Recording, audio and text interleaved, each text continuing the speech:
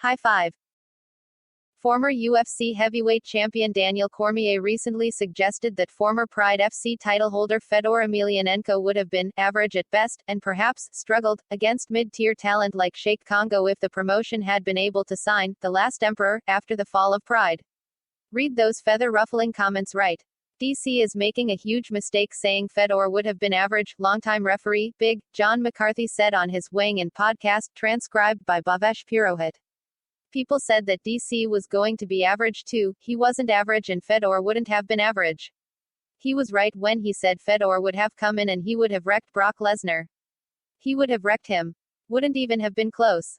UFC President Dana White made a concerted effort to sign Emelianenko, even flying to remote islands to negotiate with the Russians' management team, but neither side was willing to budge on co-promotion, killing this oft-teased super fight. Out of 10 fights against UFC champions, heavyweight champions, he was 8-1-1. Yeah, that's a guy who's gonna do average, McCarthy continued. Stop. You're just sounding like you're being a homer for the UFC when there's no reason for it. You got to give due where due is deserved. He's fought twice as much as you, dude, and take a look at his record. That will never be average. Maybe it's time for another apology. Guys, let's just put this out there. I absolutely love Fedor, Cormier said on his personal YouTube channel, transcribed by Jed Meshew. Let's not make it anything that it isn't. I didn't say that 2005, 2004, 2004, 2006 Fedor couldn't, 2007, 2008. I didn't say that. I said in a window of 2009 to 2012, I didn't think that he would be as good as he had shown to be prior. I don't understand how this ruffled so many people's feathers. Because it was proven, in that time frame, that he wasn't as effective.